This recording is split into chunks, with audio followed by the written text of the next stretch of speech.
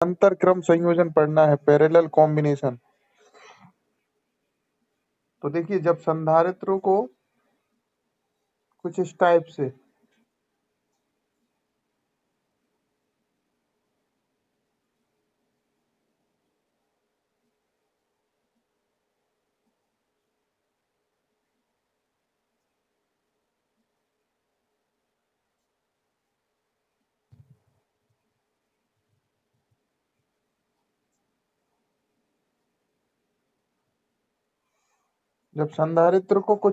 से जोड़ा जाता है, मतलब कि ये बिंदु ए है और ये बिंदु बी है। अब इसको आप देख पा रहे होंगे, जैसे लिखा है कि जब सभी संधारित्रों की पहली प्लेट एक सिरे पर, तो जैसे ये 3 संधारित्र है, तो आप देख पा रहे होंगे इन तीनों की जो पहली वाली जो प्लेट है, ये देखिए आप, इसकी भी और इसकी भी और इसकी भी, ये तीनों कहाँ पर है? एक सिरे पर है। और इसमें जो दूसरी है, वह दूसरी प्लेट दूसरे सिरे से जुड़ी होती है। तो आप ये भी देख पा रहे होंगे, ये दूसरी प्लेट जो है, ये वाली दूसरी प्लेट है इसकी, ये दूसरी प्लेट इसके दूसरे सिरे से जुड़ी है। मतलब ये 1 वाली है, ये 2 वाली प्लेट है, ये इसके 1 और ये 2, ये 1 और ये 2। तो मतलब पहले पहले नंबर की जो प्लेटें हैं वो एक सिरे पर हैं, और दूसरी जो प्लेटें हैं वो एक सिरे पर जुड़ी होती हैं। तो जब ऐसा संयोजन देखने को मिलता है, उसको हम बोलते हैं समांतर क्रम संयोजन। अरे क्लियर है?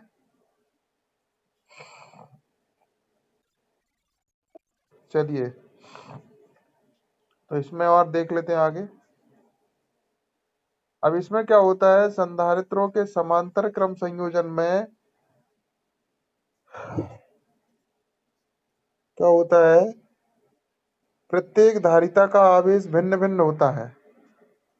तो इसमें आवेश भिन्न भिन्न होता है, ध्यान रखना है, किंतु उनका विभव समान होता है।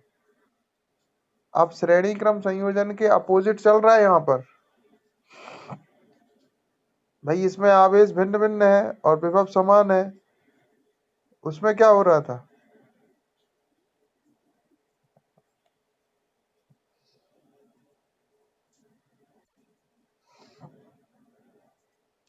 कोई बताएगा उसमें क्या हो रहा था?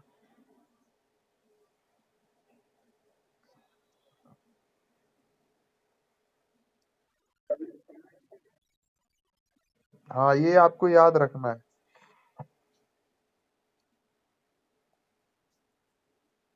अब इसमें फार्मूला आपको याद रखना है,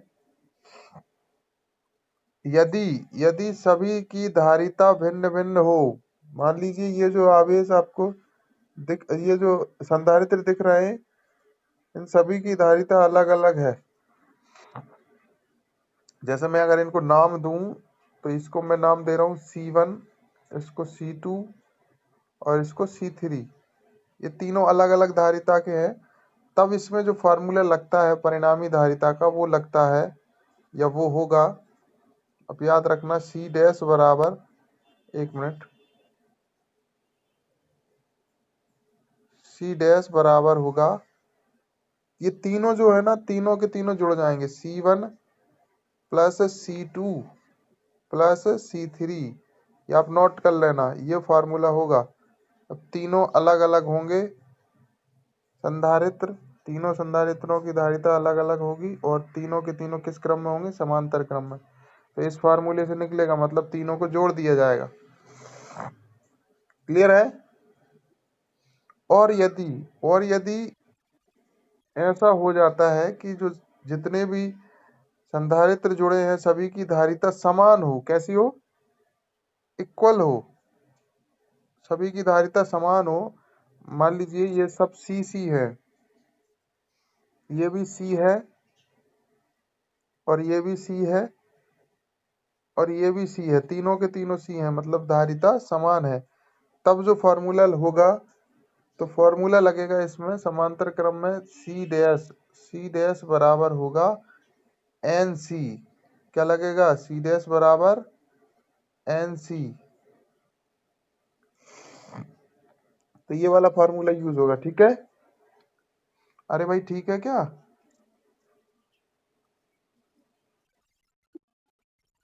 चलिए ठीक है, तो अब यहाँ पे निष्कर्ष क्या निकल के आता है हमारे पास? निष्कर्ष निकलता है, जैसे उसमें निष्कर्ष निकला था क्या भाई, उसमें भी निष्कर्ष निकला था कि परिणामी धारिता वो कम वाले से भी कम होती थी। Very good. तो सभी इसमें देखना, संधारित्रों के समांतर क्रम संयोजन में परिणामी धारिता जो होगी वो सबसे अधिक धारिता वाले संधारित्र से भी ज्यादा होती है।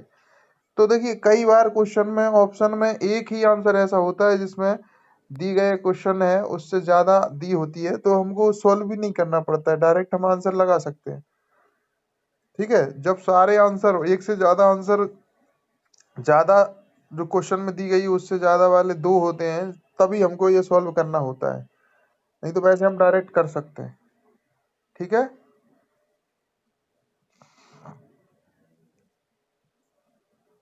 आगे हम एक न्यूमेरिकल कर रहे हैं। अब ये न्यूमेरिकल को ध्यान से देखना। न्यूमेरिकल है 2 माइक्रोफैरड, 3 माइक्रोफैरड, 4 माइक्रोफैरड धारिता वाले संधारित्रों को क्रमशः श्रेणी क्रम में जोड़ा पहले, फिर समांतर क्रम में जोड़ने पर परिणामी धारिता के मान क्या होंगे? तो पहले किस क्रम में जोड़ना है? श्रेणी क्रम में जोड़ना है। इसका मतलब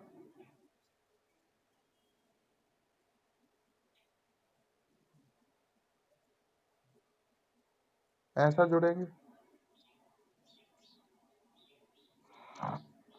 ये 2 माइक्रोफैरड, ये 3 और ये 4। ठीक है, तो ध्यान रखना, अब ये अलग अलग हैं C1 C2 और C3, क्योंकि इनकी धारिता अलग अलग है।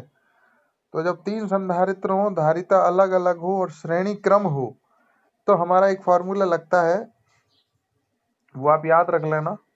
ये मैं बता देता हूँ आपको फार्मूला, वो है सी डैश इक्वल, यहाँ पे लिखना 3 बार CC, 3 बार CC लिखा, फिर लिखना 2 बार CC, फिर 2 बार CC और फिर 2 बार CC प्लस करके। एक मिनट, यहाँ नहीं बनेगा, यहाँ बता देता हूँ। सी डैश इक्वल 2 बार CC ऊपर, फिर नीचे CC plus CC plus CC, ये आप लिखना और इसमें एक नंबर लिख देना। एक नंबर कितना आएगा वो ध्यान रखना, यहाँ भी 3 बार आएगा C, ठीक है, ऊपर 3 बार आएगा क्योंकि 3 है। नंबर है 1 2 3, ऐसे लिखना 1 2 3, और नीचे लिखना 12, एक कोड याद कर लेना, 12 23, 12 23 13, 12 23 13। इस फार्मूले से आप डायरेक्ट निकाल पाएंगे आंसर। इस फार्मूले को आप नोट डाउन कर लेना। जब 3 संधारित्र हों और धारिता अलग अलग हो और वो श्रेणी क्रम में जुड़े हों, तो ये आप डायरेक्ट फार्मूला लगा देना। C1 C2 C3 का गुणा आएगा ऊपर, फिर बटे में अपॉन C1 C2 का गुणा, फिर प्लस हो जाएगा C2 C3 का गुणा, और फिर प्लस हो जाएगा C1 C3 का गुणा। तो आप इसकी वैल्यू पुट कर देना, आंसर आ जाएगा हमारे पास निकल के 12/13, सी डैश बराबर 12/13 माइक्रोफैरड। ये हमारा आंसर आ जाएगा। ठीक है, क्लियर है? अरे भाई समझ में आया कि नहीं है? क्यों भाई, कितने लोगों को समझ में आ गया? ठीक है, वेरी गुड। चलिए आगे। अभी हमारा एक तो श्रेणी क्रम हो गया, समांतर क्रम बचा है। ठीक है, अब समांतर क्रम में मुझे कोई बताएगा क्या होता है? भाई समांतर क्रम में 3 संधारित्र है तो क्या, कौन सा फार्मूला लगेगा? फार्मूला बताएं जरा। वेरी गुड, तो आंसर क्या आएगा?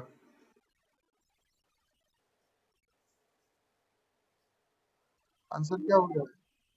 Good, 9 microfarad. ठीक है। सी डैश बराबर C1 प्लस C2 और प्लस C3, तीनों जुड़ जाएंगे तो कितना आ जाएगा? 4 3 7 और 2 9, 9 आंसर हो जाएगा। ठीक है। अरे ठीक है।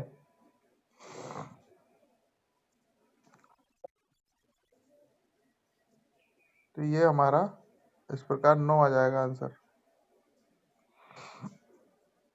आगे एक और न्यूमेरिकल हम देख लेते हैं। इसमें दिया है ए बी के मध्य परिणामी धारिता ज्ञात करिए, और आपको एक डायग्राम दे रखा है। वो डायग्राम मैं नोट करवा देता हूँ, आप नोट कर लेना।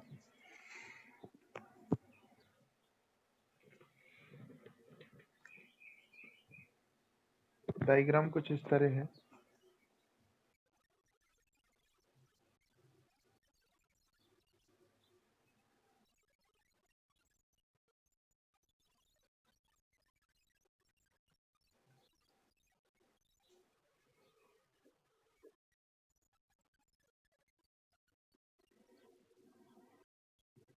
आवाज मत करो, ये किसकी आवाज आ रही है?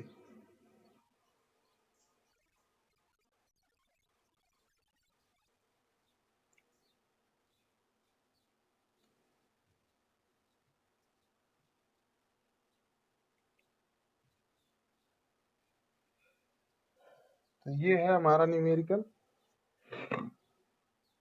ये संधारित्र है 4 माइक्रोफैरड का, ये 6 माइक्रोफैरड,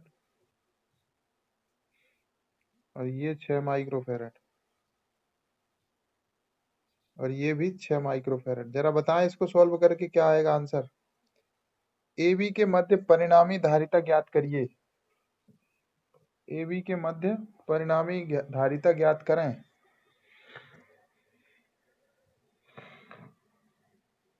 क्यों भाई? यहां से लेकर इस ए से लेकर बी के बीच में परिणामी धारिता आपको निकालनी है। तो देखिए मैं बता देता हूँ एक सवाल कैसे निकालते हैं।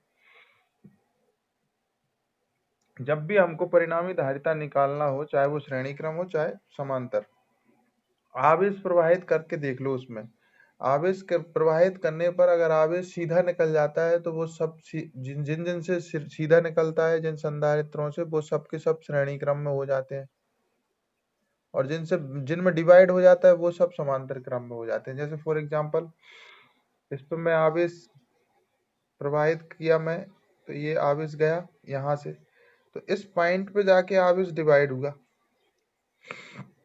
लेकिन यहाँ से जो आवेश निकला, ये आवेश यहाँ से सीधा निकल गया इन 3 संधारित्रों से।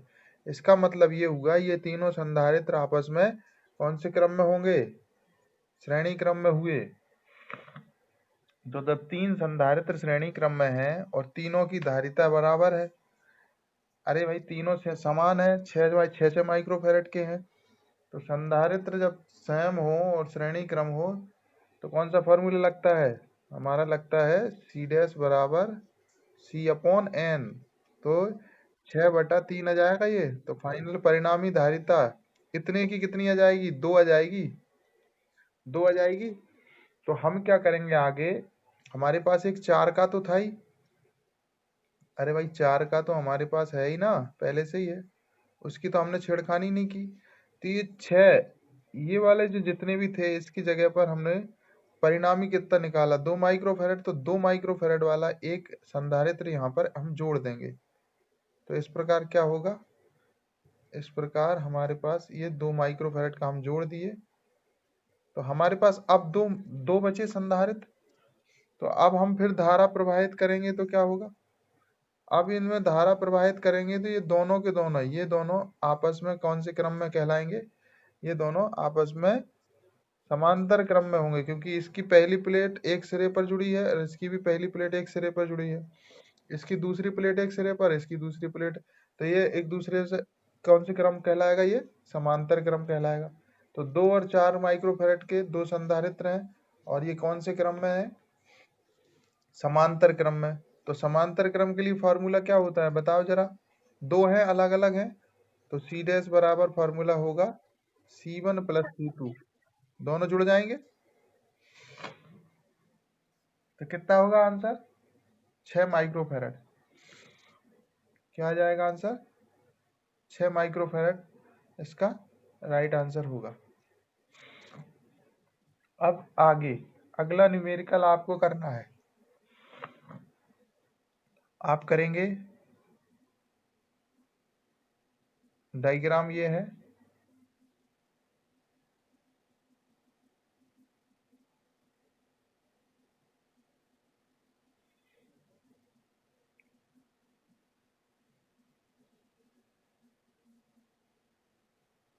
ये रहा डायग्राम।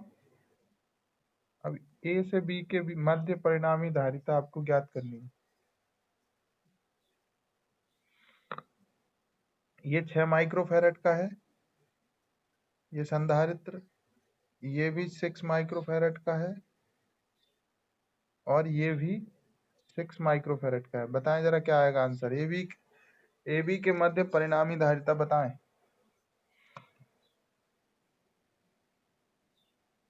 हाँ भाई, क्या होगा?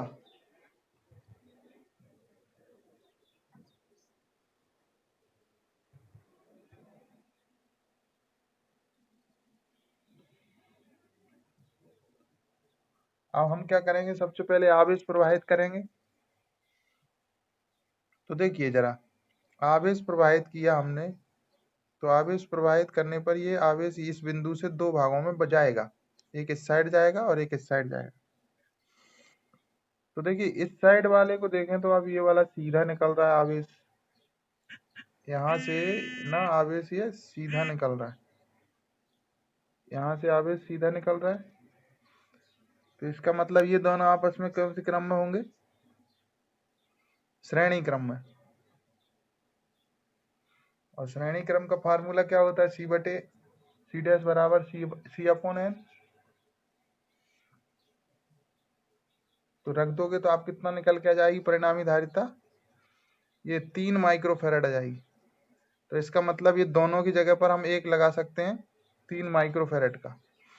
जब हम लगाएंगे 3 माइक्रोफैरड का, तो 6 का तो हमारे पास ऑलरेडी पहले से ही है। अरे भाई 6 का तो हमारे पास पहले से ही था, और इसका परिणामी 3 का एक और लगा दिया हमने, तो ये हमारे पास कौन से क्रम में हो गए? 6 का पहले से था और ये 3 का हमने परिणामी लगा दिया। तो ये दोनों आपस में कौन से क्रम में कहलाए? समांतर क्रम में। अरे समांतर क्रम में ही हो गए। तो समांतर क्रम में है दोनों, तो क्या हो जाएगा? सी डैश बराबर C1 प्लस C2 वाला फॉर्मूला लगेगा। मतलब कि दोनों समांतर क्रम में होंगे।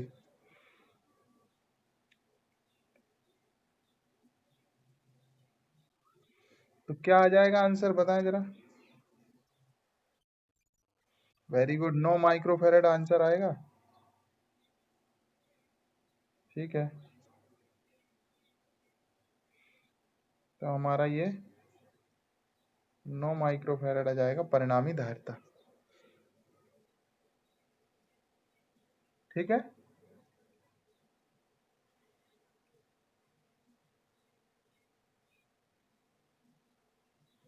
क्लियर है?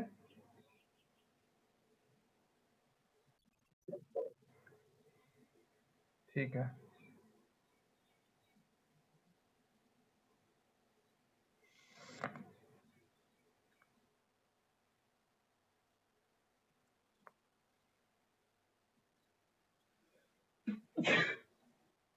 आगे देख लेते हैं।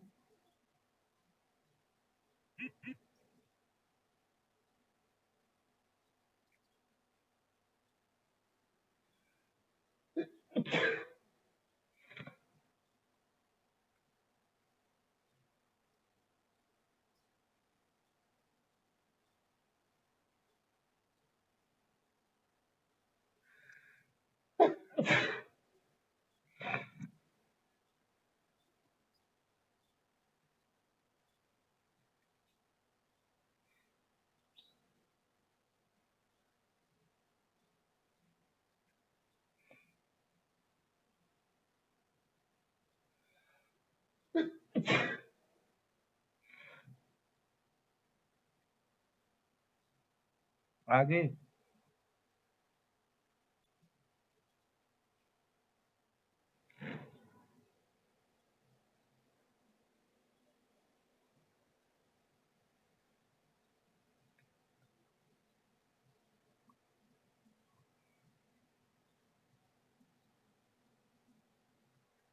आगे देखना, व्हीटस्टोन सेतु क्या होता है?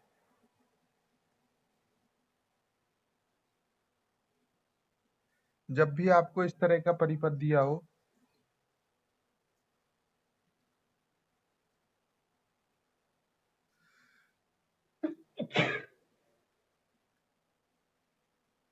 देखिए इस तरीके का,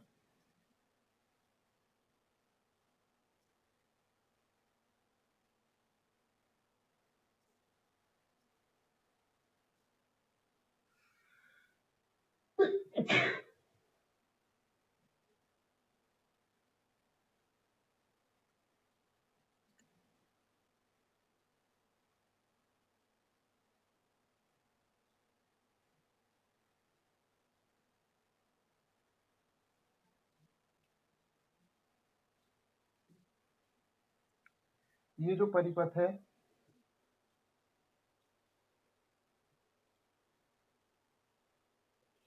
इसमें 5 संधारित्र हैं। ये भी सी है, ये भी सी है, ये भी सी है, ये भी सी है और ये भी सी। और ए और बी के मध्य परिणामी धारिता आपसे पूछे, तो जब ये 5 संधारित्र होते हैं तो इसको बोलते हैं, इसी तरीके से जब अरेंज होते हैं तो इसको बोलते हैं व्हीटस्टोन सेतु। और जब भी व्हीटस्टोन सेतु होता है तो उसका आंसर वही होता है जितनी धारिता के उसमें इक्वल में संधारित्र लगे होते हैं। मतलब इसमें सी लगे हैं तो आंसर इसका परिणामी धारिता कितना आएगा? सी आएगा। कितना आएगा? जब भी इस तरीके का आपको सवाल आए तो आंसर वही रहता है, परिणामी धारिता। हाँ, इक्वल है ना इसलिए। और इसी को हम एक और तरीके से लिखा जा सकता है, इसको व्हीटस्टोन को, तो आप उसको भी पहचान लेना। जब इसको हम ऐसे भी लिख सकते हैं, खड़ा करके इसमें ऐसा कर सकते हैं।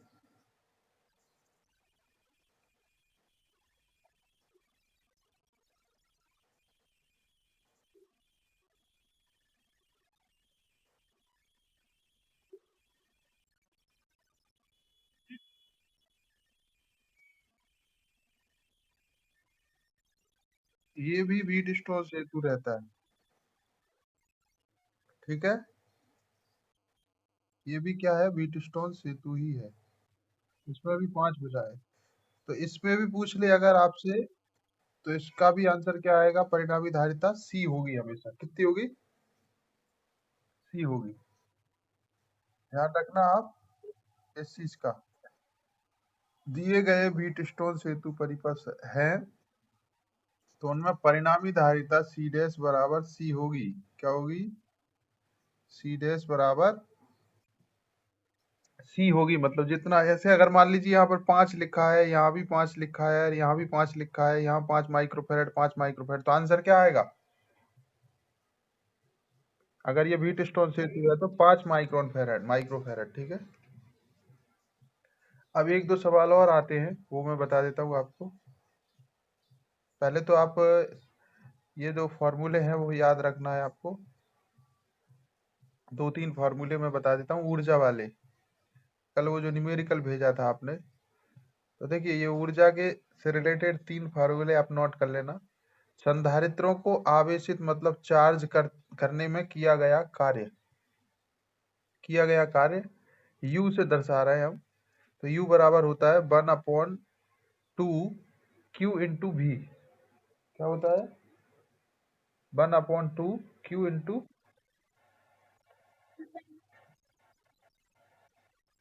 1/2 Q इंटू V। और इसका एक और फार्मूला होता है U बराबर, वो भी नोट कर लेना, 1/2 C into V square. C into V square. अब ये आया कहाँ से, सी इंटू वी स्क्वायर, पता है आपको? हाँ, क्यू बराबर हमारा क्या था, सी भी था, तो हमने क्यू की जगह पर क्या रख दिया, सी भी रख दिया यहाँ पर इसकी जगह पर, तो ये सी वी स्क्वायर हो गया। क्लियर है? और इसका एक और फॉर्मूला होता है, यू बराबर 1/2 क्यू स्क्वायर अपॉन सी, क्यू स्क्वायर अपॉन सी, ये भी आप याद रख लेना। ठीक है, ये कहाँ से आया, कोई बताएगा ये कहाँ से आया? हाँ, v बराबर, इसी फार्मूले को हम अगर ऐसा लिख v निकालें तो q अपॉन सी लिख सकते हैं। तो इस v की जगह पर हमने क्या रख दिया, ये क्यू सी रख दिया है। ठीक है, तो ये c से c कट जाएगा और ये क्यू स्क्वायर अपॉन सी आ जाएगा। क्लियर है? मतलब उस एक ही फॉर्मूले से बने हैं सारे। तो ये 3 फार्मूले आपको याद रखना है, एक ये और एक ये वाला, ठीक है, और ये तीनों याद रखना आप। अब देखिए मैं बताऊं, अब आपसे एक क्वेश्चन और पूछा जाता है, कुछ इस तरीके का क्वेश्चन आपको पूछा जाएगा। क्वेश्चन प्लेट दे देता है संधारित्र में कुछ, ये देखो मैं बता देता हूँ, आप नोट कर लेना। कुछ इस टाइप से आपको डायग्राम दे देता है एग्जाम में।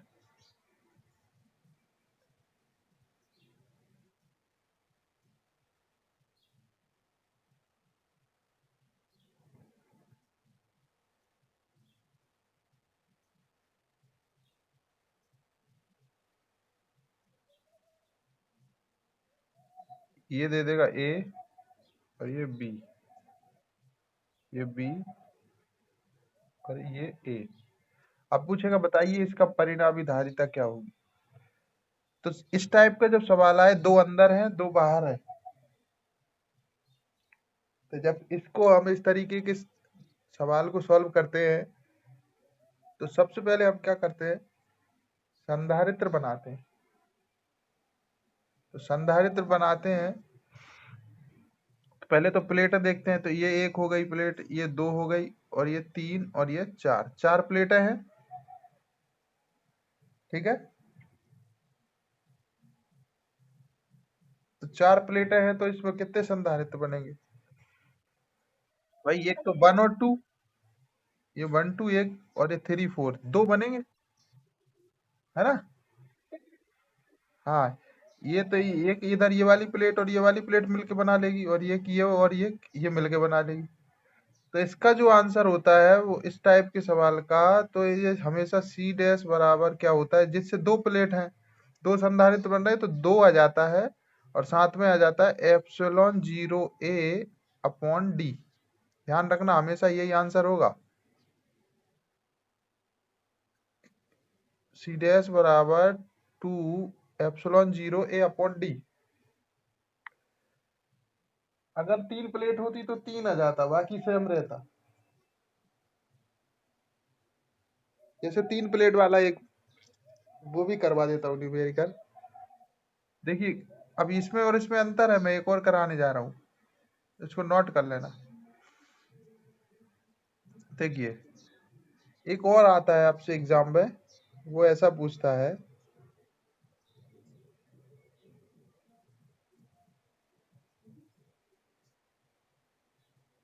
अब इसमें अंतर है।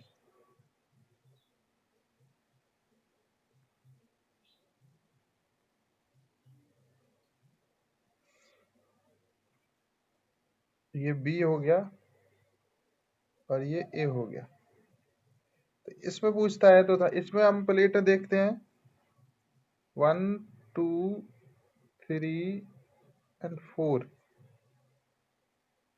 तो ध्यान रखना इसमें संधारित्र दो नहीं बन रहे हैं, उसमें क्या था, दो अंदर पूरे इस तरीके से, दोनों अंदर थे दोनों बाहर थे, इसमें एक एक सिरा इसका अंदर बाहर है दोनों के। वेरी गुड, इसमें कितने बन रहे हैं, तीन बनेंगे, क्योंकि ये और ये वाली प्लेट मिलके बनाएंगे ये, और एक ये बना लेंगे ये दोनों, और एक ये, तो तीन बनेंगे। तो इसका आंसर क्या हो जाएगा, बता जरा।